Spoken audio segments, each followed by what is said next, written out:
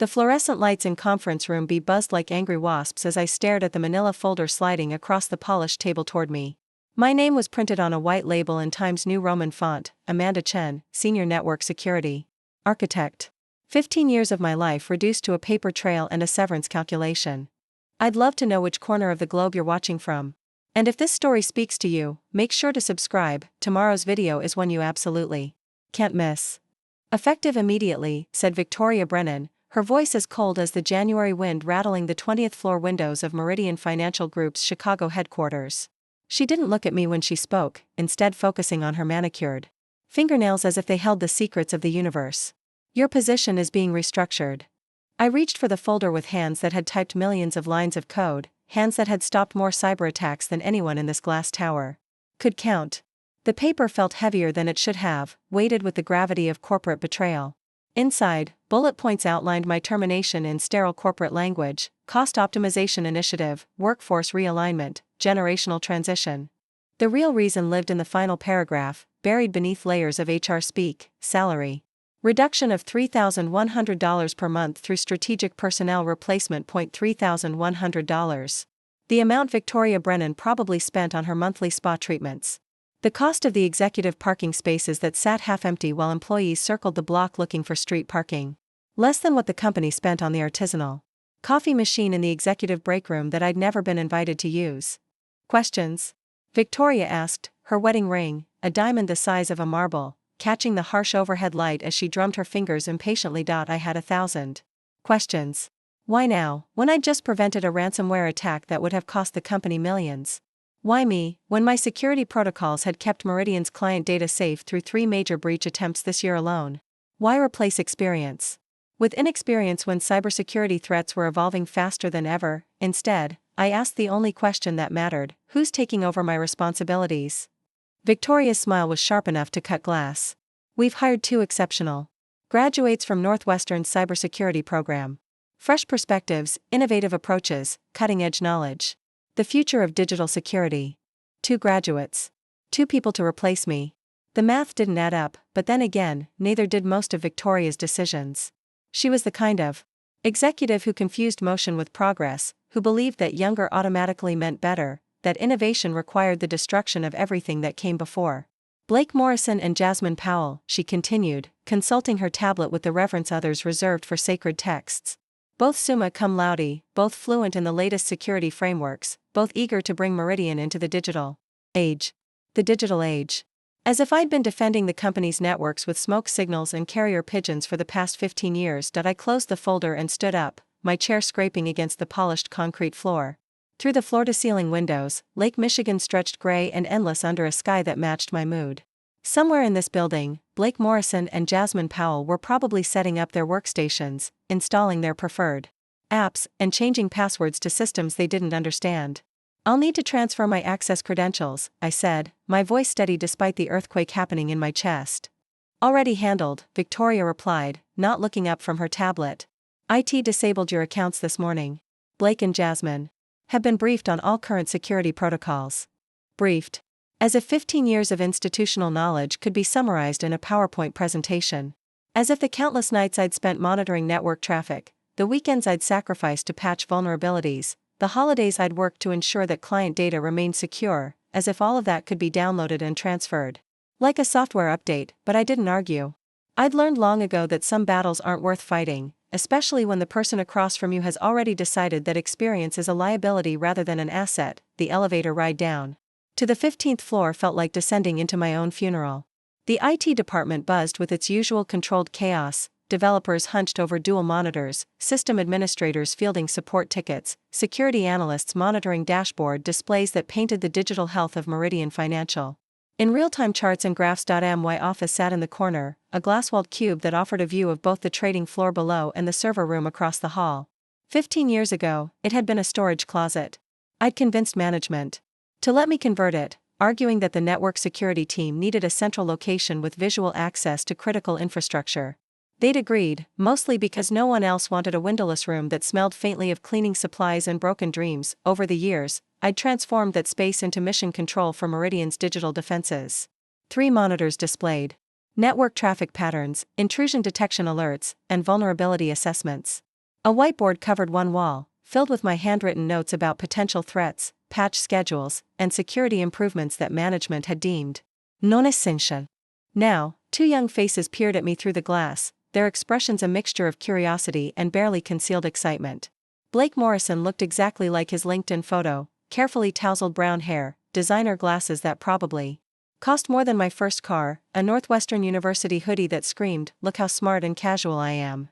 Jasmine Powell stood beside him, her purple hair swept into a perfect bun, her fingers flying across her smartphone screen as she documented everything for what I assumed would be an Instagram story about her first day at her dream job. I opened the door and stepped inside, feeling like an intruder in my own space. "Amanda." Blake jumped up from my chair, with the enthusiasm of a golden retriever. "We've heard so much about you. Victoria said you built most of these security systems from scratch. That's so cool." Cool. 15 years of protecting a Fortune 500 company's digital assets, and it was cool. Some of them, I replied, watching as Jasmine photographed the network monitoring displays. The infrastructure evolved over time as threats became more sophisticated. "Right, but that's exactly why we're here," Jasmine said, lowering her phone. Long enough to flash me a smile that belonged in a toothpaste commercial. "To modernize everything. Bring some fresh thinking to cybersecurity. Victoria mentioned that some of your protocols are still using legacy frameworks." Legacy frameworks.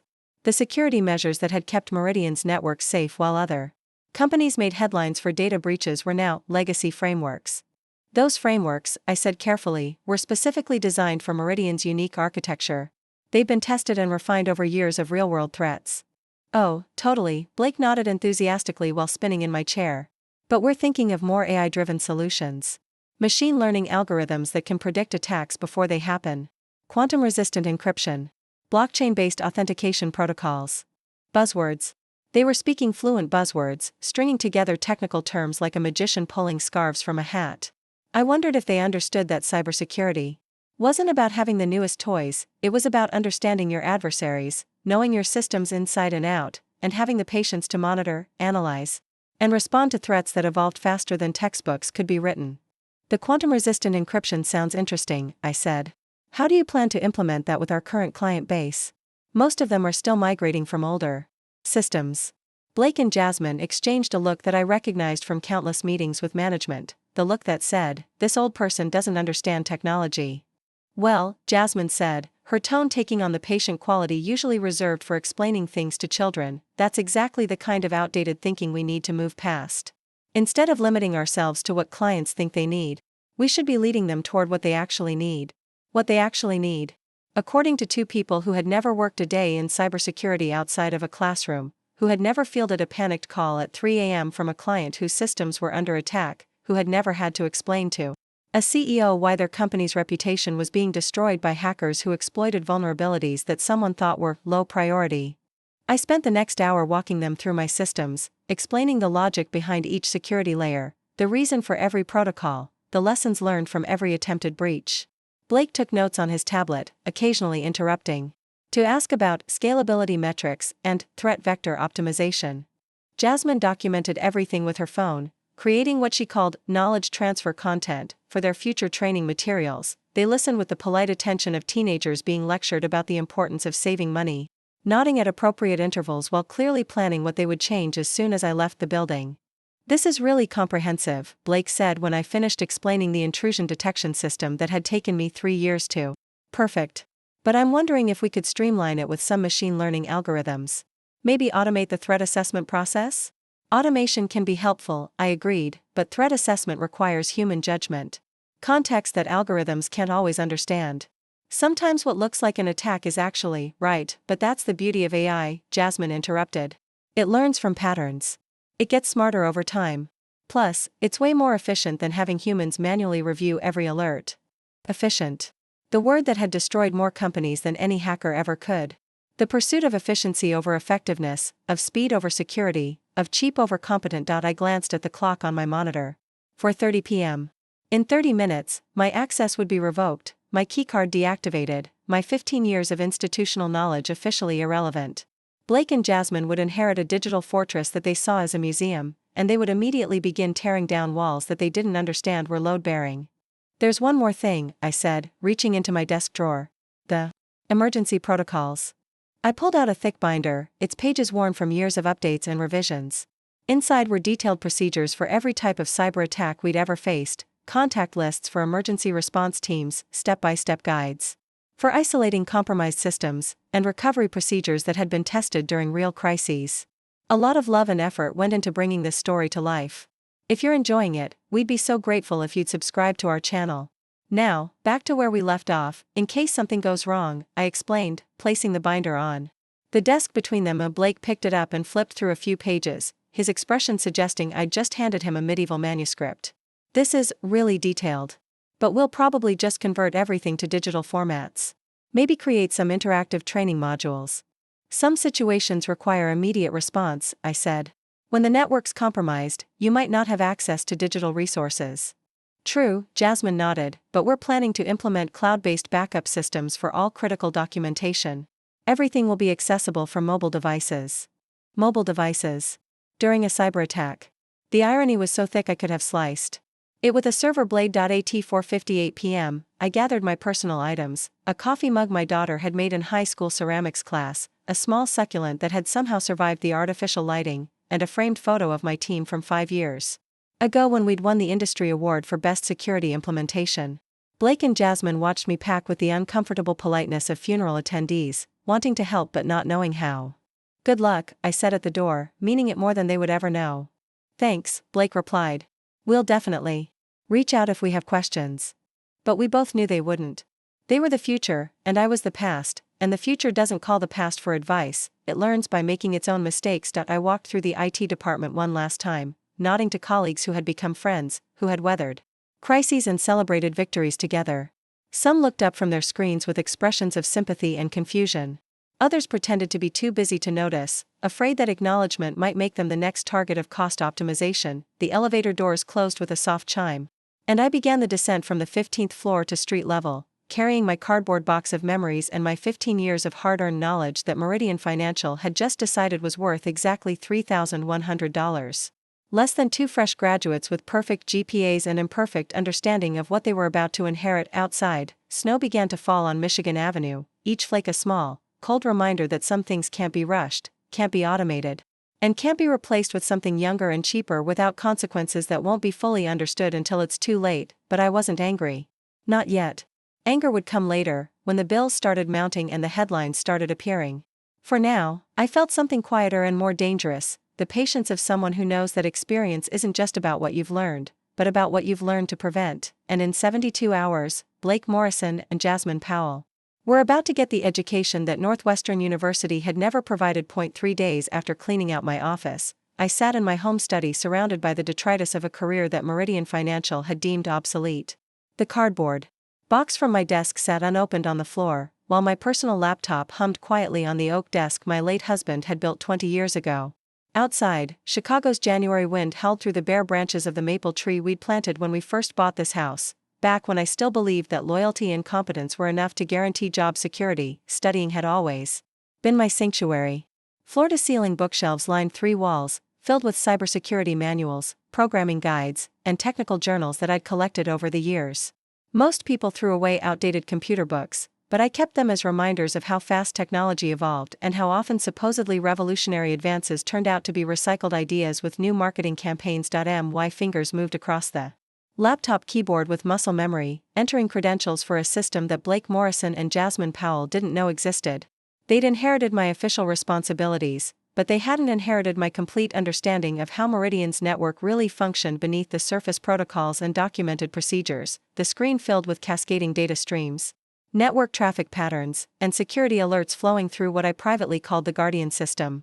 It wasn't on any organizational chart or technical documentation because I'd built it during my own time, using my personal equipment and 15 years of accumulated knowledge about how hackers really thought and operated. Guardian had started as a simple monitoring script that I'd written during the 2018 security audit, when management had insisted that our existing systems were more than adequate, despite evidence suggesting otherwise. I'd watched too many companies learn expensive lessons about the difference between adequate and sufficient, so I'd quietly begun developing my own early warning system that could detect threats that traditional security software might miss. Over the years, Guardian had evolved into something much more sophisticated. It monitored not just network traffic, but also behavioral patterns, unusual file access attempts, suspicious email attachments, and the subtle digital fingerprints that experienced attackers left behind when they thought no one was watching. Most importantly, it learned from every attempted breach, building a database of attack signatures and response protocols that grew more accurate with each passing month. The system operated independently from Meridian's official infrastructure, using carefully placed sensors throughout the network that appeared to be routine monitoring tools but actually fed data to my home servers through encrypted channels that looked like normal administrative traffic. Guardian was invisible to anyone who didn't know exactly what to look for, and it had already prevented dozens of attacks that Meridian's official security team had never detected. I'd never told management about Guardian for the same reason that experienced mechanics keep their best diagnostic tools in their personal toolboxes. Some knowledge is too valuable to share with people who don't understand its worth, especially when those people might decide that your personal project violates company policy or intellectual property rights. Now, watching the data streams flow across my monitor, I realized that Guardian had captured everything that happened during my final days at Meridian. Every email Victoria Brennan had sent about cost-cutting measures. Every conversation Blake and Jasmine had about modernizing outdated security protocols. Every system change they'd implemented without understanding the potential consequences. The picture that emerged was both predictable and deeply troubling. Within hours of my departure, Blake had begun implementing what he called aggressive optimization protocols, designed to streamline threat detection and reduce false positives. He'd adjusted sensitivity thresholds, disabled redundant monitoring systems, and automated responses that I'd always insisted required human oversight. Jasmine had focused on what she termed user experience improvements, modifying security protocols that she believed created unnecessary friction for employees. Password requirements had been relaxed, multi-factor authentication had been made optional for internal applications, and several access restrictions had been removed to improve workflow efficiency. Together, they'd essentially created a cybersecurity environment optimized for convenience rather than protection, prioritizing user satisfaction over network safety. They'd turned a fortress into a welcome center, complete with unlocked doors and self-guided tours for anyone who knew where to look. But the most concerning development was something they hadn't done intentionally. In their enthusiasm to implement new systems, they'd unknowingly created gaps in monitoring coverage. Like amateur electricians who remove old wiring before ensuring that replacement circuits are properly connected, they'd disabled established security measures before confirming that their new protocols actually worked. Guardian sensors detected unusual network traffic patterns beginning 36 hours after my termination, scanning attempts from IP addresses in Eastern Europe, probing attacks testing password strength on employee accounts, subtle reconnaissance efforts mapping Meridian's network topology with the patience of professional burglars casing a neighborhood. Before selecting their target, none of these activities triggered Meridian's official security systems because Blake and Jasmine had adjusted the sensitivity thresholds to reduce nuisance alerts. They'd essentially taught their security software to ignore the digital equivalent of someone rattling door handles and peering through windows at midnight. I opened a separate terminal window and accessed Guardian's threat assessment module, a sophisticated algorithm that I'd developed by studying attack patterns from hundreds of actual cybersecurity incidents.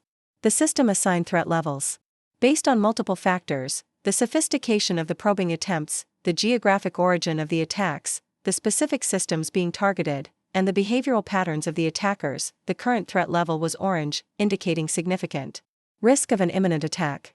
Guardian's analysis suggested that the reconnaissance activities were consistent with advanced persistent threat actors, highly skilled hackers who specialized in long-term penetration of financial institutions. These weren't script kiddies looking for quick scores. They were professional criminals conducting careful surveillance before launching sophisticated attacks designed to steal millions of dollars or valuable client data. I leaned back in my chair and stared at the ceiling, where water stains from last winter's roof leak created abstract patterns that reminded me of network topology diagrams. The ethical implications of my situation were as complex as the security vulnerabilities I was observing.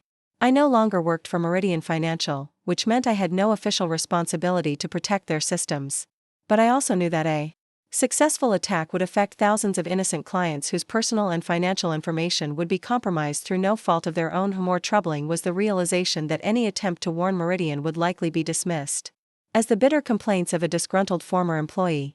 Blake and Jasmine had made it clear that they considered my approaches outdated, and Victoria Brennan would probably interpret any security warnings as attempts to undermine the cost-saving measures that had justified my termination. Guardian's monitoring capabilities extended beyond simple threat detection. The system had been designed to document security incidents with forensic-level detail, creating comprehensive evidence trails that could be used for incident response, legal proceedings, or regulatory compliance. Every scanning attempt, every failed login, every suspicious network connection was automatically logged with timestamps, source identification, and contextual analysis. This documentation capability had originally been intended to help Meridian's security team understand attack patterns and improve their defensive measures. Now it served a different purpose, creating an unbiased record of exactly what happened when experienced cybersecurity professionals were replaced with enthusiastic amateurs who prioritized innovation over protection. The irony wasn't lost on me that Guardian itself represented exactly the kind of forward-thinking security innovation that Blake and Jasmine claimed to champion. The system used machine learning algorithms to identify attack patterns, automated threat assessment protocols to prioritize security responses, and predictive analytics to anticipate potential vulnerabilities. But it had been built on a foundation of practical experience and institutional knowledge that couldn't be acquired through classroom learning or technical certifications. Guardian's threat prediction module estimated a 73% probability of a successful network intrusion within the next 72 hours, based on the current pattern of reconnaissance activities and Meridian's reduced security posture. The attackers were clearly professionals who understood how corporate security transitions created temporary vulnerabilities, and they were systematically probing for weaknesses that inexperienced defenders might overlook. I opened Guardian's automated response module, a feature I'd added 2 years ago but never activated. The system could automatically implement emergency security measures if it detected imminent threats, locking down network access, enabling additional authentication requirements, blocking suspicious IP addresses, and sending detailed alerts to designated emergency contacts. But activating those responses would require accessing Meridian's network infrastructure, which would constitute unauthorized computer access now that my employment had been terminated. The same legal protections that prevented hackers from accessing corporate systems would also prevent me from protecting those systems, even though I'd designed many of the defensive measures myself. Instead, I configured Guardian to enter what I called documentation mode, comprehensive monitoring and logging without any active intervention. The system would record everything that happened during the coming attack, creating a detailed timeline of how professional cybercriminals exploited the security gaps that Blake and Jasmine had inadvertently created. The evidence would tell a story that no amount of corporate spin could obscure, a story about the real cost of replacing experience with enthusiasm, knowledge with buzzwords, and proven security measures with untested innovations. It would demonstrate why cybersecurity, like medicine or aviation, requires more than academic credentials and good intentions. As I fine-tuned Guardian's monitoring parameters, my phone buzzed with a text message from Sarah Martinez, one of the junior security analysts who'd worked under my supervision for 3 years. Sarah had always been eager to learn, asking thoughtful questions and staying late to understand complex security concepts. Unlike Blake and Jasmine, she approached cybersecurity with the humility appropriate for defending against adversaries who spent their entire careers learning how to exploit human overconfidence. The message was brief but telling. Amanda, Blake disabled the weekend monitoring protocols. Said automated systems could handle everything. Is that normal? Weekend monitoring protocols had been implemented after a 2019 attack that had begun on a Saturday night when minimal staff was available to respond to security alerts. The attackers had specifically chosen that timing to exploit reduced human oversight, systematically compromising systems while automated defenses generated alerts that no one was monitoring. I'd learned from that incident that sophisticated attackers understood corporate schedules as well as they understood technical vulnerabilities. They knew when security teams were understaffed, when system administrators were off duty, and when executive management was unavailable to authorize emergency responses. Weekend attacks had become increasingly common because they provided maximum time for lateral movement through compromised networks before human defenders detected the intrusion. Blake's decision to eliminate weekend monitoring represented exactly the kind of false economy that experienced cybersecurity professionals learned to avoid. The cost savings from reduced overtime pay would be insignificant compared to the potential losses from a successful weekend attack, but those costs would be measured in different budget categories and might not be immediately obvious to managers who evaluated security teams based on operational efficiency rather than threat prevention. I typed a careful response to Sarah: document everything. Change management should have formal approval processes. The reply came back within minutes: there is no change management anymore. Jasmine said formal processes slow down innovation. No change management. They'd eliminated one of the fundamental principles of information security, the requirement That all system modifications be documented, reviewed, and approved through established procedures. Change management existed because even minor configuration adjustments could have cascading effects throughout complex networks, creating vulnerabilities that might not be discovered until attackers exploited them weeks or months later. Guardian's monitoring showed that the reconnaissance activities had intensified during the past 12 hours, with probing attempts now targeting specific employee accounts and testing authentication systems. The attackers had clearly moved from general surveillance to focused target selection, identifying the most promising entry points for their assault. Professional cybercriminals typically conducted reconnaissance for days or weeks before launching actual attacks, gathering intelligence about network architecture, employee behavior patterns, and security procedures. They studied their targets the way military strategists studied enemy fortifications, looking for weak points that could be exploited with minimal risk of detection. The current pattern suggested that the attackers had identified several promising attack vectors and were now testing specific exploitation techniques. Guardian's behavioral analysis indicated that they were using sophisticated tools designed to mimic legitimate network traffic, making their activities difficult to distinguish from normal business operations, but Guardian had been trained to recognize these subtle deceptions through years of analyzing actual attack data. The system understood that legitimate users followed predictable patterns of behavior, while attackers exhibited characteristic inconsistencies that revealed their true nature to anyone who knew what to look for. I spent the evening configuring Guardian's emergency protocols, preparing the system to document what I increasingly believed would be a catastrophic security incident. The attackers had clearly identified Meridian as a vulnerable target, and Blake and Jasmine's modifications had essentially provided them with an engraved invitation. The 72-hour countdown had begun, though the defenders didn't know they were being hunted. Guardian would watch and record, creating an unbiased account of what happened when cost-cutting measures met professional cybercriminals in an arena where experience mattered more than enthusiasm and wisdom trumped innovation. Outside my study window, snow continued to fall on the sleeping city, each flake a silent witness to the approaching storm that only I could see coming. Monday morning arrived with the kind of bitter cold that made Chicago feel like an industrial freezer, but inside Meridian Financial's climate-controlled headquarters, Blake Morrison and Jasmine Powell were radiating the warm confidence of people who believed they were about to revolutionize cybersecurity. I knew this because Guardian's network sensors had captured their weekend planning session, conducted over the company's video conferencing system while they worked remotely from their trendy downtown apartments. The conversation had been automatically transcribed and flagged by Guardian's behavioral analysis module, which had been programmed to monitor for security-relevant discussions among authorized personnel. "Okay, so I've been thinking," Blake had said, his voice crackling through what sounded like a $15 headset. "We need to completely reimagine how Meridian approaches digital security. Like, stop thinking about defense and start thinking about smart offense." Smart offense. The phrase made me wince as I read the transcript at my kitchen table, coffee growing cold in the ceramic mug that my daughter had painted with "World's Best Mom" in uneven purple letters 15 years ago. Blake was apparently confusing cybersecurity with video game strategy, where aggressive tactics and flashy moves impressed spectators more than careful planning and systematic defense. Totally, Jasmine had agreed. And we need to leverage AI for everything.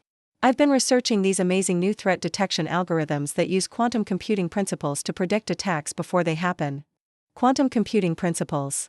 I'd done my homework on quantum cybersecurity during a 2022 conference in Las Vegas, spending 3 days listening to researchers explain why practical quantum security applications were still years away from commercial implementation.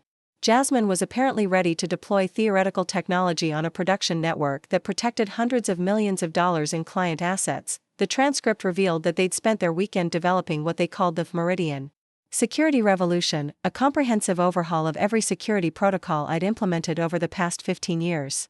They planned to present their vision to Victoria Brennan on Tuesday, positioning themselves as digital innovators who could transform Meridian's cybersecurity from a cost center into a competitive advantage. "The old guard mentality is so limiting," Blake had continued. "Like, Amanda built all these systems assuming that hackers are these super sophisticated threats, but most cybercrime is just script kiddies and opportunistic amateurs. We're basically using military-grade defense against playground bullies. Script kiddies and opportunistic amateurs. The same script kiddies who had stolen $81 million from Bangladesh Bank in 2016. The same opportunistic amateurs who had shut down Colonial Pipeline in 2021, causing gas shortages across the southeastern United States." Blake's understanding of Cyber threats appeared to be based on decade-old assumptions about hackers being basement-dwelling teenagers rather than well-funded criminal organizations with sophisticated technical capabilities. Guardian's Monday morning logs showed that Blake and Jasmine had arrived at the office by 7:30 a.m., unusually early for employees who typically strolled in around 9 o'clock. They'd immediately begun implementing what Blake called efficiency optimizations, starting with the firewall configurations that I'd carefully tuned to balance security with operational requirements. The first change involved reducing what Blake termed unnecessary complexity in the firewall rules. Over the years, I'd created specific rules for different types of network traffic, each designed to block known attack vectors while allowing legitimate business communications. These rules had been developed through hard experience, often implemented in response to actual attack attempts that had tested our defenses. Blake apparently saw these rules as digital clutter, obstacles to the smooth flow of data through Meridian's network. He'd spent his first hour consolidating dozens of specific rules into broader categories, eliminating what he considered redundant protections. From his perspective, he was streamlining an overly complex system. From a security standpoint, he was removing carefully positioned landmines from a digital minefield. Jasmine focused her attention on what she called user experience friction points, the security measures that required employees to take additional steps to verify their identities or secure their data. Multi-factor authentication, password complexity requirements, and access restrictions had all been identified as barriers to productivity that could be eliminated through smart automation. She developed a presentation titled Security Without Sacrifice, arguing that modern cybersecurity should be invisible to end users, automatically protecting systems without requiring any conscious effort from employees. The presentation included pie charts showing how much time employees spent on security-related tasks and projected productivity gains from eliminating unnecessary security theater. Security theater, the term that cybersecurity professionals used to describe measures that created an appearance of protection without providing actual security benefits. Jasmine was using it to describe fundamental security practices like verifying user identities and restricting access to sensitive data, apparently believing that any security measure visible to employees was inherently theatrical rather than protective. By noon, Guardian sensors were detecting the digital equivalent of alarm bells. Network traffic patterns had shifted as Blake's firewall modifications took effect, creating new pathways through Meridian's digital perimeter that hadn't existed when I'd left on Friday. Automated scanning tools were immediately testing these new openings, probing for additional vulnerabilities with the persistence of water finding cracks in a dam. The reconnaissance activities I'd observed over the weekend had intensified dramatically, suggesting that external attackers were aware of the security changes and were accelerating their timeline accordingly.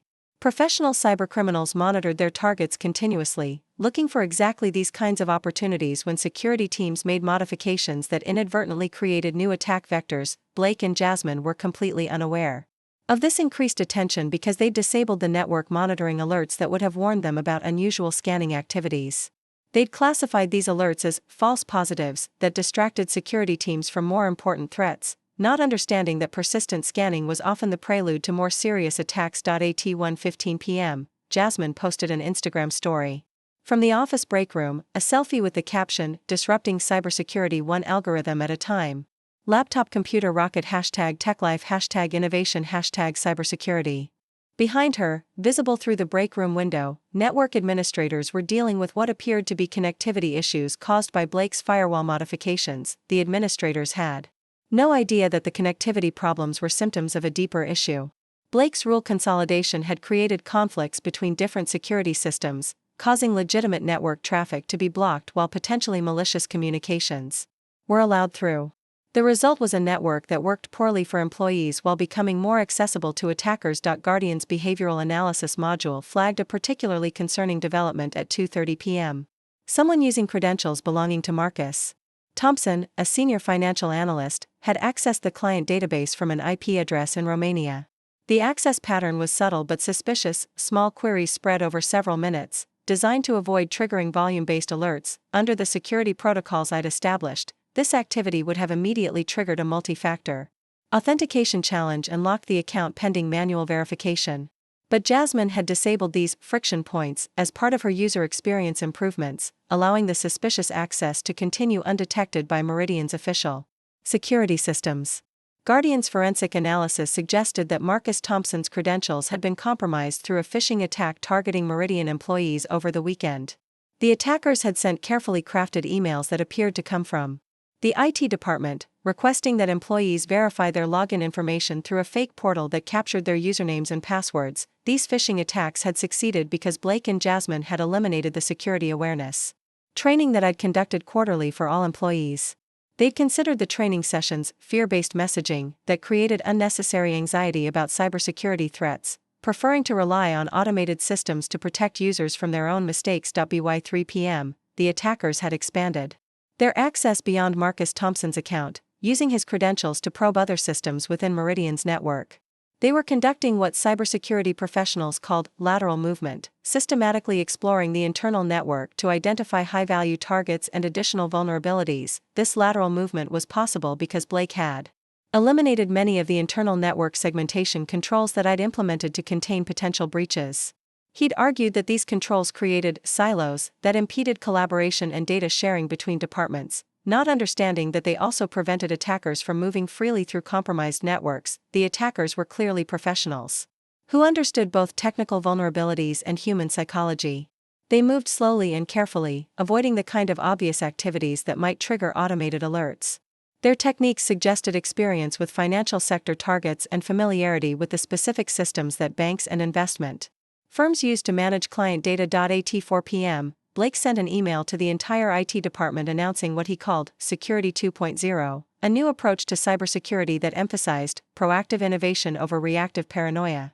The email included a PowerPoint attachment outlining his vision for next-generation threat management through artificial intelligence and machine learning. The presentation was filled with buzzwords and conceptual diagrams that looked impressive, but demonstrated a fundamental misunderstanding of how cybersecurity actually worked. Blake proposed replacing legacy monitoring systems with predictive analytics engines that could identify threats before they materialized, apparently believing that artificial intelligence could provide the same insights that experienced security professionals developed through years of analyzing actual attacks. Jasmine followed up with her own email about democratizing cybersecurity, arguing that security should be everyone's responsibility rather than the exclusive domain of specialized teams. She proposed replacing security training with gamified learning experiences that would make cybersecurity fun and engaging for employees who had previously viewed it as a necessary burden. The emails were forwarded to Victoria Brennan within minutes, along with enthusiastic endorsements from other executives who saw Blake and Jasmine as examples of the innovative thinking that Meridian needed to compete in the digital economy. The response was exactly what I'd expected. Congratulations on bringing fresh perspectives to traditional challenges and encouragement to think even bigger about transformational opportunities. Meanwhile, Guardian's monitoring showed that the attackers had gained access to Meridian's email servers and were conducting reconnaissance on executive communications. They were reading emails about merger discussions, client acquisition strategies, and financial performance data that could be used for insider trading or sold to competitors for substantial profits. This email access had been facilitated by Jasmine's decision to eliminate what she called redundant authentication steps for internal systems. Under my protocols, accessing email servers from new locations or devices required additional verification, but Jasmine had streamlined the process to reduce friction for employees who traveled frequently or worked from multiple devices. By 5:30 p.m., as Blake and Jasmine prepared to leave for what their social media posts described as well-deserved drinks to celebrate innovation, the attackers had established persistent access to multiple systems within Meridian's network. They'd installed backdoors that would allow them to return at will, created hidden administrative accounts that could bypass normal security controls, and began exfiltrating sensitive data to servers in jurisdictions where law enforcement cooperation was limited. The most troubling aspect of the situation was how preventable it had been. Every vulnerability that the attackers had exploited was something I'd specifically protected against through years of experience with similar threats. The phishing attacks could have been stopped by security awareness training. The lateral movement could have been contained by network segmentation. The data exfiltration could have been detected by the monitoring systems that Blake and Jasmine had disabled, but pointing out these connections would require admitting that experience had value, that established security practices existed for good reasons, and that innovation without understanding could be more dangerous than stagnation. Blake and Jasmine had built their professional identities around being disruptors who questioned traditional approaches, making it psychologically difficult for them to acknowledge that some traditions had evolved through hard-won wisdom rather than institutional inertia. As I closed Guardian's monitoring interface for the evening, I realized that the next 24 hours would determine whether Meridian Financial learned these lessons through education or through catastrophe. The attackers had established their foothold and were now positioned to launch whatever operation they'd been planning since they'd first identified Meridian as a vulnerable target. The 72-hour countdown was entering its final phase, but the defenders still didn't know they were under attack. Tomorrow would bring either recognition or disaster, depending on whether Blake and Jasmine could overcome their confidence long enough to notice that their security revolution had opened doors that some people were better left closed. Tuesday morning brought the kind of crystalline winter sky that made Chicago's skyline look like a postcard, but the serenity outside contrasted sharply with the digital chaos unfolding within Meridian Financial's networks. I watched it all unfold from my home study, Guardian's monitors painting a real-time picture of a cybersecurity disaster that was accelerating beyond anyone's control. At exactly 6:47 a.m., the attackers initiated what cybersecurity professionals call a credential stuffing attack against Meridian's customer portal. Using databases of stolen passwords from previous data breaches at other companies, they systematically tested millions of username-password combinations against Meridian's client login system, looking for customers who had reused passwords across multiple financial services. The attack was technically sophisticated but conceptually simple. People tend to use the same passwords for multiple accounts, so hackers who steal credentials from one company can often use them to access accounts at other companies. The defense against credential stuffing attacks required rate limiting, account lockout policies, and anomaly detection systems that could identify unusual login patterns. Under my security protocols, Guardian sensors detected the attack within minutes and would have automatically triggered defensive countermeasures.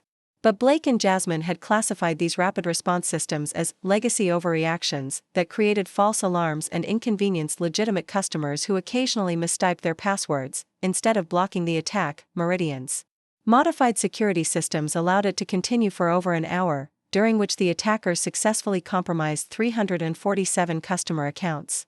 These weren't random accounts. The attackers had specifically targeted high-net-worth clients whose financial portfolios were worth millions of dollars and whose personal information could be sold on dark web markets for premium prices. Blake arrived at the office at 8:15 a.m.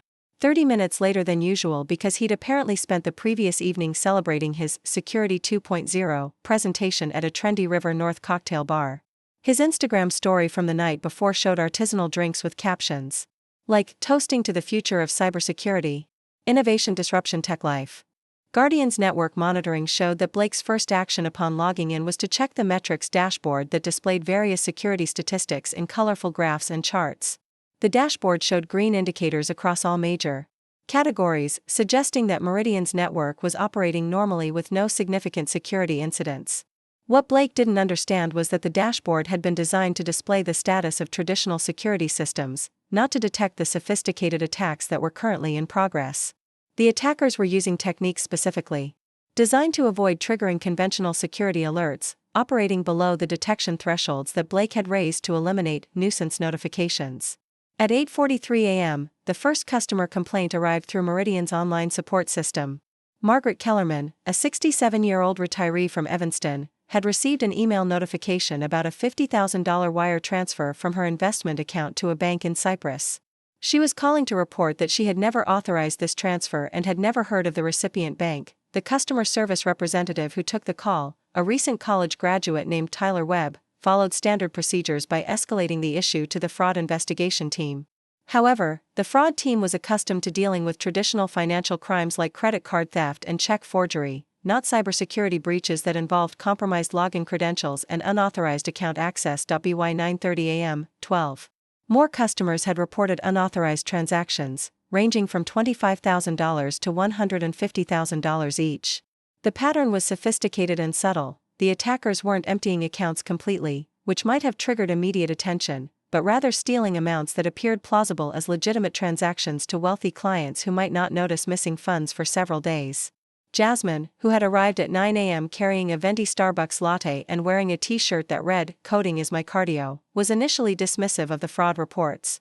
She suggested that the complaints were probably the result of elderly customers forgetting about transactions they had authorized, pointing out that most financial fraud was committed by family members or caregivers rather than external hackers. "Old people and technology, am I right?" she'd said to Blake while reviewing the fraud reports, apparently unaware that Guardian's audio monitoring had captured the conversation through the office's conference call system. "They probably gave their passwords to their grandkids or wrote them down on sticky notes. This casual ageism reflected a broader pattern in Blake and Jasmine's approach to cybersecurity. They consistently underestimated threats that didn't fit their preconceptions about how cyberattacks worked.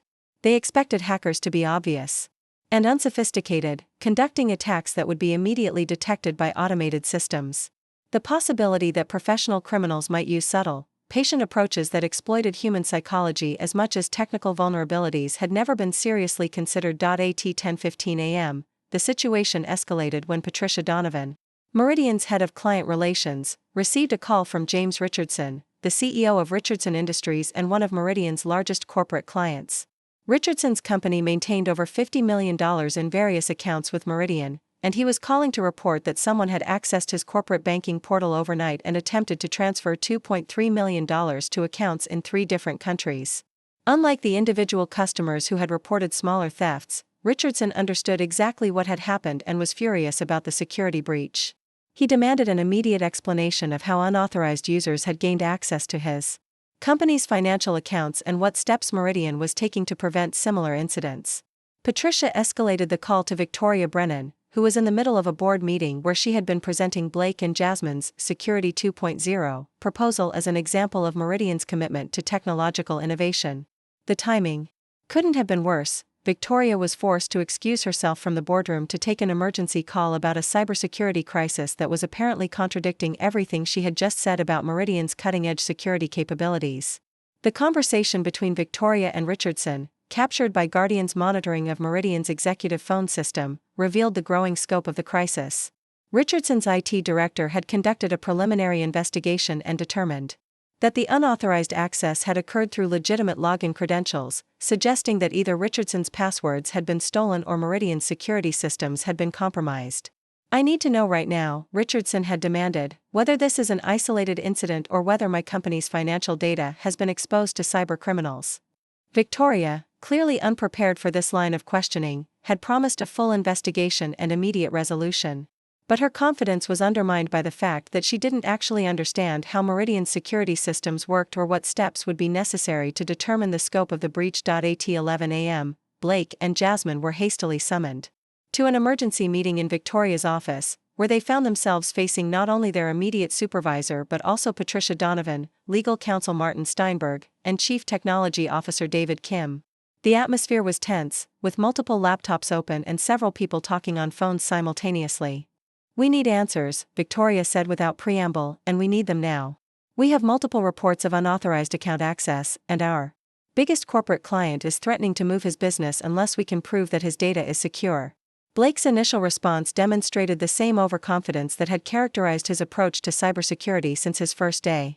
He suggested that the unauthorized transactions were probably the result of phishing attacks targeting individual customers, rather than a systematic breach of Meridian's security systems. "These look like classic social engineering attacks," he explained, pulling up a PowerPoint slide that he'd apparently prepared for just such an occasion. "The hackers probably sent fake emails to customers and tricked them into giving away their passwords. It's really a customer education issue, not a technical security problem." This explanation might have been plausible if Blake had bothered to investigate the technical details of the attacks, but Guardian's monitoring showed that he had never actually examined the logs that would have revealed the true scope of the intrusion. He was essentially guessing about the cause of the crisis based on his theoretical understanding of how cyberattacks worked, rather than analyzing the actual evidence. Jasmine supported Blake's assessment, adding that modern cybersecurity was moving away from blame the victim mentality toward user-empowering security solutions that protected customers without requiring them to become cybersecurity experts themselves. She suggested that the solution was to implement more sophisticated artificial intelligence systems that could detect and prevent social engineering attacks automatically, and neither Blake nor Jasmine mentioned that they had eliminated many of the monitoring and response systems that would have detected the attacks earlier, or that their modifications to Meridian's security protocols had created the vulnerabilities that the attackers were currently exploiting. David Kim, the CTO, had been skeptical of the Security 2.0 initiative from the beginning, primarily because he understood the complexity of cybersecurity in ways that Blake and Jasmine did not. He asked pointed questions about network monitoring, logs, intrusion detection alerts, and incident response procedures that revealed significant gaps in their understanding of the crisis. Show me the network traffic analysis, Kim demanded, and explain how these attackers gained access to multiple customer accounts without triggering any security alerts. Blake and Jasmine exchanged glances that suggested they weren't entirely sure how to access the network traffic logs that Kim was requesting.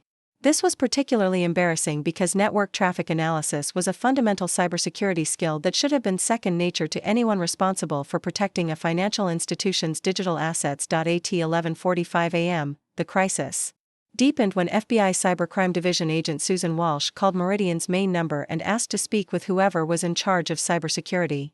Agent Walsh explained that the Bureau had been monitoring a sophisticated cybercriminal organization that specialized in targeting financial institutions, and that Meridian's name had appeared in communications intercepted during an ongoing investigation. The FBI's involvement transformed what Blake and Jasmine had characterized as a minor customer service issue into a federal criminal investigation. Agent Walsh requested immediate access to all security logs, network monitoring data, and incident response documentation related to the unauthorized account access reports. This request created an immediate problem. Many of the logs and monitoring systems that the FBI would expect to find had been disabled or modified by Blake and Jasmine's security improvements. The comprehensive documentation that federal investigators relied on to trace cyber attacks and identify perpetrators was either missing entirely or stored in formats that wouldn't be immediately accessible. Victoria's phone rang continuously throughout the afternoon as more customers reported unauthorized transactions, and other financial institutions shared intelligence about similar attacks targeting their networks.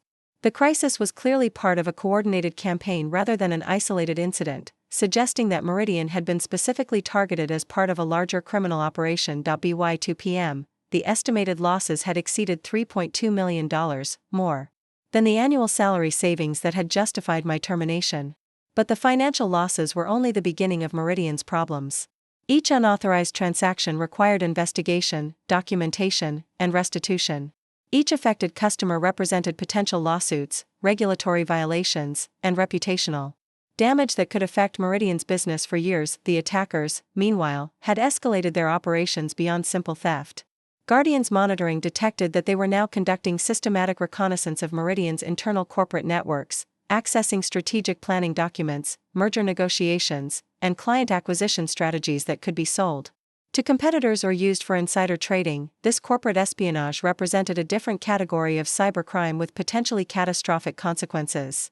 While stolen money could be replaced through insurance and reserves, stolen intellectual property and strategic information could undermine Meridian's competitive position in ways that might never be fully recoverable. At 3:30 p.m., Blake made his first serious attempt to understand the scope of the crisis by accessing the network monitoring logs that David Kim had requested earlier. What he found contradicted everything he had told the emergency meeting about isolated phishing attacks and customer education issues. The logs showed persistent unauthorized access to multiple systems, systematic data exfiltration, and attack patterns that indicated professional-level expertise rather than opportunistic amateur hackers. The evidence suggested that Meridian's networks had been compromised for at least 48 hours, during which time the attackers had established multiple backdoors and stolen enormous amounts of sensitive data. Blake's face, captured by the office security cameras that Guardian was monitoring, went visibly pale as he realized the magnitude of what had happened under his watch. For the first time since starting his position, he began to understand that cybersecurity was not a theoretical exercise but a real-world battlefield where mistakes had immediate and devastating consequences. The 72-hour countdown was entering its final phase, but the worst was yet to come. The attackers had accomplished far more than simple theft. They had positioned themselves to inflict damage that would make the $3,100 in salary savings look like pocket change compared to the costs of recovering from a catastrophic cybersecurity breach. Wednesday morning erupted like a digital volcano.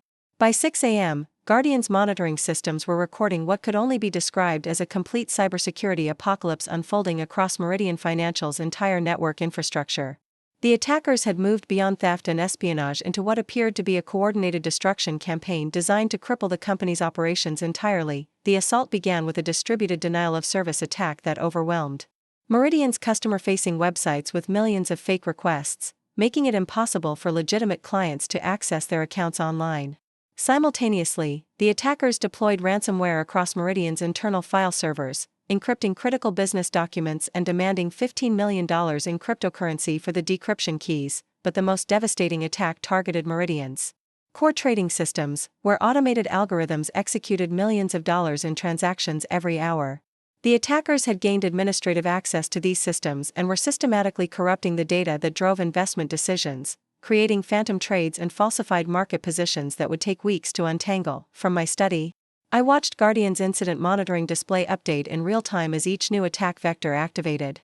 The sophistication was breathtaking and terrifying. This wasn't the work of opportunistic criminals but rather a military precision operation conducted by professionals who understood exactly how to inflict maximum damage on a financial institution. Blake Morrison arrived at the office at 5:30 a.m., summoned by an emergency call from David Kim, who had been monitoring server alerts throughout the night. Blake's social media presence, which had been celebrating his cybersecurity innovations just days earlier, went completely silent as the magnitude of the crisis became undeniable. The ransomware message that appeared on every computer screen in Meridian's headquarters was written in perfect English with corporate-level formatting, more like a business proposal than a criminal demand. It explained that Meridian's security vulnerabilities had been thoroughly documented, and that the encryption of critical files was a demonstration of the consequences of inadequate cybersecurity investment. What made the message particularly chilling was its obvious familiarity with Meridian's internal operations.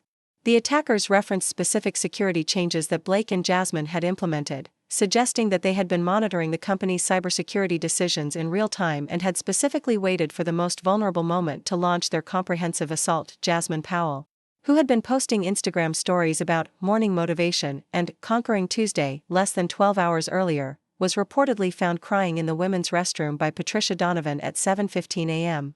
The weight of professional responsibility, which had seemed abstract during her Northwestern University cybersecurity classes, had become brutally concrete as she realized that her decisions had directly enabled the destruction of the company she'd been hired to protect. Victoria Brennan's executive assistant sent an email to all department heads at 7:45 a.m. announcing that normal business operations were suspended indefinitely pending resolution of technical difficulties. The euphemistic language couldn't disguise the reality that Meridian Financial was effectively paralyzed, unable to conduct basic business functions while federal investigators swarmed the building and employees were escorted out for their own safety. The FBI's Cybercrime Division had taken over Conference Room A as their command center, with Agent Susan Walsh coordinating what she described as one of the most comprehensive financial sector cyberattacks in recent history. The Bureau's digital forensics team was attempting to trace the attack's origins while simultaneously trying to understand how Meridian's security systems had been so thoroughly compromised. The missing security logs that Blake and Jasmine had eliminated were now a critical obstacle to the federal investigation. Agent Walsh explained to an increasingly desperate Victoria Brennan that traditional cybercrime investigations relied on comprehensive audit trails that could trace unauthorized access and identify attack patterns. Without these logs, investigators were essentially trying to solve a puzzle with most of the pieces missing. Your cybersecurity team eliminated many of the monitoring systems that we would normally use to investigate incidents like this, Agent Walsh had said during the 8:30 a.m. briefing, her tone suggesting professional frustration with investigative obstacles that should never have existed. It's like trying to solve a murder case after someone has cleaned the crime scene and thrown away all the evidence. David Kim, who had opposed the Security 2.0 initiative from the beginning, was now leading Meridian's technical response to the crisis. His first priority was determining which systems remained secure and which had been compromised, but Blake and Jasmine's modifications had made this assessment significantly more difficult than it should have been. The network segmentation controls that I had implemented to contain potential breaches had been eliminated in favor of seamless connectivity, meaning that the attackers' access to one system had essentially given them access to everything. The careful compartmentalization that would have limited the damage had been sacrificed for the sake of operational efficiency. At 9:15 a.m., the crisis expanded beyond Meridian's internal systems when the Chicago Tribune published an article titled, "Major Financial Firm Under Federal Investigation Following Massive Cyber Attack." The story, based on anonymous law enforcement sources, revealed that Meridian Financial was experiencing catastrophic system failures and that federal investigators were examining potential connections to organized cybercriminal networks. The article included quotes from cybersecurity experts who explained that modern financial institutions were increasingly targeted by sophisticated criminal organizations that viewed banks and investment firms as high-value targets with potentially inadequate security measures. The timing of the article suggested that someone with knowledge of the investigation had deliberately leaked information to the media. Meridian's stock price, which had opened Wednesday morning at $47.23 per share, plummeted to $31.85 by 10 o'clock a.m. as investors absorbed the implications of a major cybersecurity breach at a financial services company. The $15.38 per share decline represented over $200 million in lost market capitalization in less than 4 hours of trading. The financial market's reaction was swift and merciless. Other financial institutions began distancing themselves from Meridian, canceling joint ventures and suspending collaborative agreements until the scope of the breach could be determined. The Federal Reserve's Banking Supervision Division announced an emergency examination of Meridian's cybersecurity practices and compliance with industry regulations. At 10:30 a.m., Blake Morrison finally made the call that he should have made 3 days earlier. My phone rang with a number I recognized as Meridian's main switchboard, and when I answered, I heard a voice that barely resembled the confident young professional who had dismissed my security protocols as legacy frameworks. "Amanda, this is Blake Morrison from Meridian," he said, his voice cracking with exhaustion and desperation. "We have a situation here, and we need your help." The understatement was so profound that I almost laughed. That situation was spilling coffee on your laptop or forgetting to charge your phone. What Blake was experiencing was a complete cybersecurity meltdown that threatened to destroy one of Chicago's oldest financial institutions. "What kind of help do you need, Blake?" I asked, keeping my voice neutral despite the satisfaction I felt at hearing him acknowledge that he was in over his head. "Everything," he replied without hesitation. "The FBI is here, the networks are down, clients are furious, and I don't understand how any of this happened. Victoria said we could offer you consultant rates, full access to everything, whatever. You need to help us fix this." Consultant rates. After being terminated to save $3,100 per month, they were now offering to pay me consultant rates that would probably exceed my former annual salary just to clean up the mess that their cost-cutting measures had created. "I'll need to review the current situation before I can determine whether I can help," I told him. "Send me read-only access to your monitoring systems and a summary of what's happened since Monday." "We don't have monitoring systems anymore," Blake admitted. "Jasmine and we thought they were creating too many false alarms, so we streamlined them. But I can get you whatever access you need to figure out what's going on." No monitoring systems. They had essentially blinded themselves to their own network security and were now asking me to diagnose problems that they couldn't even see. It was like asking a doctor to treat a patient while refusing to allow any medical tests or examinations. At 11 a.m., Victoria Brennan herself called my cell phone, her voice carrying the kind of desperation that executives usually reserved for bankruptcy proceedings or federal indictments. She offered me immediate reinstatement at triple my previous salary, full authority over cybersecurity operations, and a formal apology from the board of directors. "Amanda, we made a mistake," she said, the admission clearly painful for someone who had built her career on never being wrong about personnel decisions. "We need you back, and we're prepared to meet whatever terms you consider appropriate." The irony was inescapable. 3 days earlier, I had disposable overhead that could be eliminated to save money. Now I was apparently the only person who could save Meridian Financial from complete destruction. The $3,100 monthly savings that had justified my termination was now insignificant compared to the millions of dollars being lost every hour that the crisis continued, but the most telling aspect of Victoria's call was what she didn't say.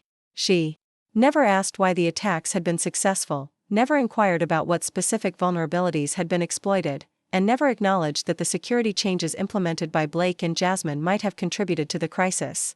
Even in desperation, she couldn't bring herself to admit that experience might have value. As I sat in my study, watching Guardian's monitors display the real-time destruction of Meridian Financial's digital infrastructure, I realized that the next few hours would determine not just the company's fate but also the broader lessons that the financial industry would learn from this catastrophe. The attackers had succeeded beyond their wildest expectations, not just in stealing money but in demonstrating the devastating consequences of treating cybersecurity as a cost center rather than a critical business function. The 72-hour countdown was nearly complete, and the final reckoning was about to begin. Thursday morning brought devastating headlines that transformed Meridian Financial from a regional success story into a cautionary tale studied in cybersecurity programs worldwide. The Wall Street Journal's front page featured an article titled, "How Cost-Cutting Created a $47 million Cybersecurity Disaster," complete with detailed analysis of how replacing experienced security professionals with recent graduates had enabled one of the most comprehensive financial sector attacks in recent history. The article's impact was immediate and brutal. Meridian's stock opened at $22.14 per share, down 53% from Tuesday's closing price, as investors absorbed the full scope of The company's cybersecurity failures. The Federal Deposit Insurance Corporation announced an emergency review of Meridian's banking licenses, while the Securities and Exchange Commission launched a formal investigation into potential regulatory violations. What made the media coverage particularly damaging was its technical accuracy. The journalists had clearly consulted with cybersecurity experts who understood exactly how Blake and Jasmine's modifications had created the vulnerabilities that the attackers exploited. The articles read like autopsy reports, dissecting each failed security decision with surgical precision. Guardian's monitoring showed that the attackers had vanished as suddenly as they had appeared, leaving behind encrypted files, corrupted databases, and a digital crime scene that federal investigators were still trying to comprehend. The ransomware message had been updated overnight with a mocking addendum: "Thank you for the educational opportunity. Your cybersecurity improvements were most helpful." At 8 a.m., I received a call from Dr. Jennifer Walsh, Dean of Northwestern University's cybersecurity program. She explained that the university was conducting an internal review of their curriculum following media reports that linked the Meridian attack to decisions made by recent graduates. The conversation was awkward but necessary. Academic institutions needed to understand how classroom theories translated to real-world consequences. Blake Morrison's LinkedIn profile, which had proclaimed him a cybersecurity innovator and digital security disruptor just days earlier, was quietly deleted sometime Wednesday evening. Jasmine Powell had similarly scrubbed her social media presence, removing Instagram posts about revolutionizing cybersecurity and bringing fresh perspectives to traditional industries. The most revealing development came at 9:30 a.m. when FBI agent Susan Walsh held a press conference announcing the arrest of 3 individuals connected to the attack. The suspects, apprehended at a luxury hotel in Prague, had been identified through digital forensics analysis that relied heavily on data provided by a comprehensive monitoring system that operated independently of the compromised network. Agent Walsh didn't identify Guardian by name, but cybersecurity professionals reading the press release would understand that someone had been monitoring Meridian's network with tools sophisticated enough to track professional criminals who had evaded detection by official security systems. The implication was clear: the attack had been documented by observers who understood threats that the official defenders had missed entirely. Victoria Brennan's resignation was announced at 11 a.m. through a brief company statement that acknowledged leadership failures in cybersecurity oversight, without specifically mentioning the decision to replace experienced security professionals with recent graduates. The board of directors appointed David Kim as interim CEO, making him responsible for managing both the technical recovery and the corporate rehabilitation. Kim's first executive decision was to extend a formal offer for me to return as Chief Information Security Officer, a position that didn't exist before the crisis but was now considered essential for Meridian's survival. The compensation package was extraordinary: $300,000 annual salary, full authority over cybersecurity operations, and a budget that exceeded the entire IT department's previous allocation. But the most significant aspect of the offer wasn't financial, it was the acknowledgement that cybersecurity required expertise that couldn't be improvised or automated. The job description specifically mentioned extensive experience with advanced persistent threats, and proven ability to defend against sophisticated attackers, requirements that tacitly admitted that academic credentials weren't sufficient for protecting financial institutions. At 2 p.m., I made my decision. I called David Kim and declined the offer, explaining that I had accepted a position with Sentinel Security Solutions, a consulting firm that specialized in helping companies recover from cybersecurity disasters. My first assignment would be conducting an independent assessment of Meridian's security posture, but as an external consultant rather than an employee. The irony wasn't lost on anyone involved. Meridian would now pay consultant rates that exceeded my former salary to receive advice from the same person they had terminated to save money. The $3,100 monthly savings had become a $50,000 monthly consulting expense, not including the millions in recovery costs and lost business. Blake Morrison and Jasmine Powell were quietly reassigned to special projects within Meridian's IT department. Corporate euphemism for positions with no real responsibilities, while their employment contracts were carefully terminated. Their careers in cybersecurity were effectively over. No financial institution would hire security professionals whose innovations had enabled a $47 million disaster. By Thursday evening, the true scope of the damage was becoming clear. The direct financial losses exceeded $47 million, but the indirect costs were far higher.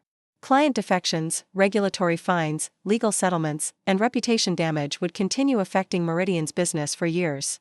Insurance would cover some losses, but cybersecurity failures often involved policy exclusions that left companies responsible for their own recovery costs. The attack had also revealed a deeper problem within the financial services industry: a cultural bias toward youth and innovation that undervalued experience and institutional knowledge.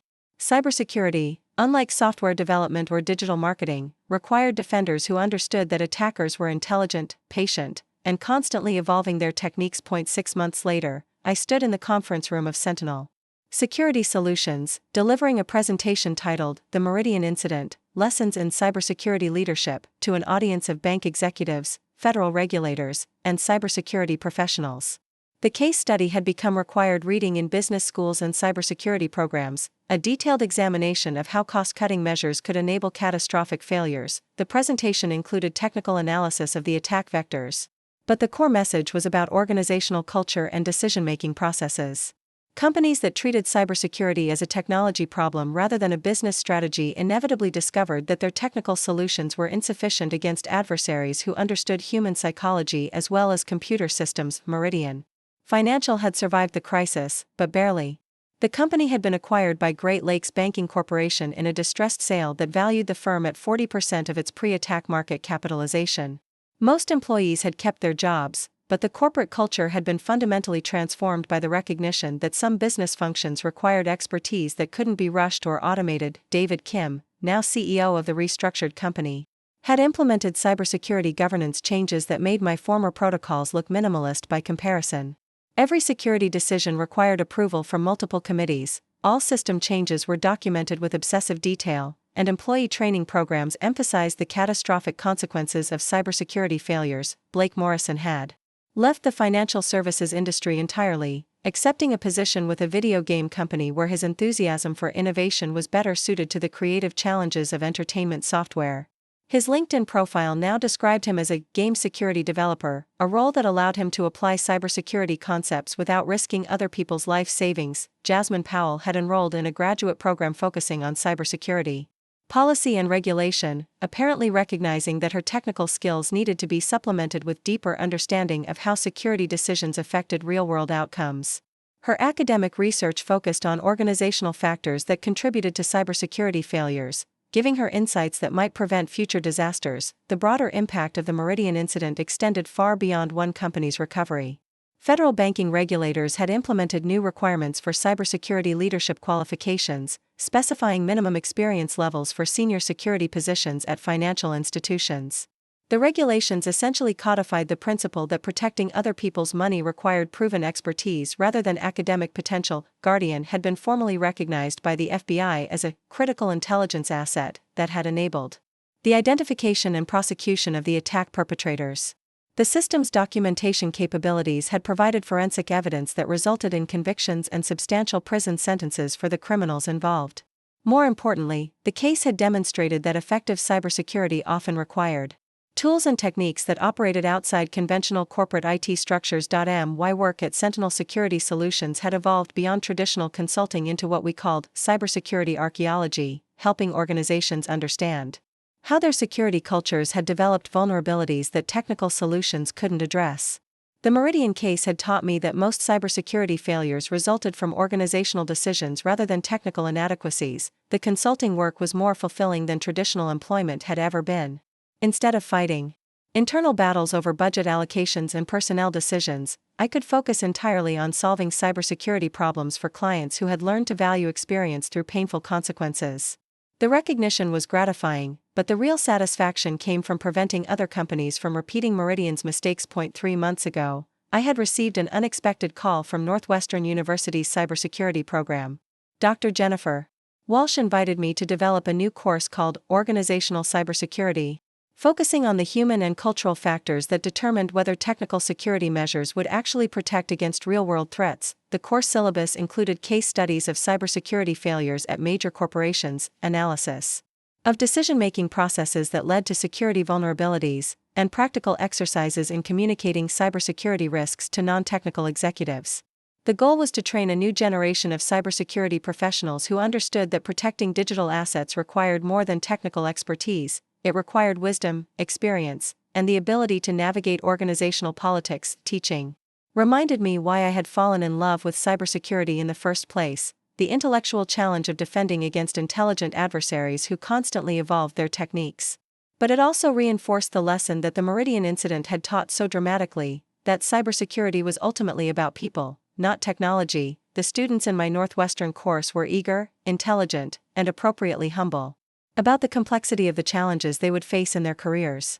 Many of them had studied the Meridian case in other classes and understood that enthusiasm without experience could be more dangerous than ignorance without responsibility. As I concluded my presentation at Sentinel Security Solutions, looking out at an audience of executives who had learned to take cybersecurity seriously through others' mistakes, I realized that the $3,100 that had cost me my job at Meridian had ultimately led to something more valuable than any salary. The opportunity to influence how an entire industry thought about cybersecurity leadership. The final slide of my presentation showed a simple equation: cost of experience, a cost of inexperience. Below it, in smaller text, was a single line. That had become my professional motto: in cybersecurity, as in medicine, there are no shortcuts to expertise. The audience's applause was polite but thoughtful, the response of professionals who understood that they were responsible for protecting not just their company's assets, but the financial security of millions of customers who trusted that someone, somewhere, knew what they were doing. Outside the conference room windows, Lake Michigan stretched blue and endless under an October sky, as constant and reliable as the truth that some lessons can only be learned through experience, and some mistakes are too expensive to repeat. Looking for more? We've got 2 amazing stories ready for you right on screen. If this one touched you, these are absolutely worth your time. Click to watch them now. And hey, subscribe and hit that bell to never miss our latest uploads.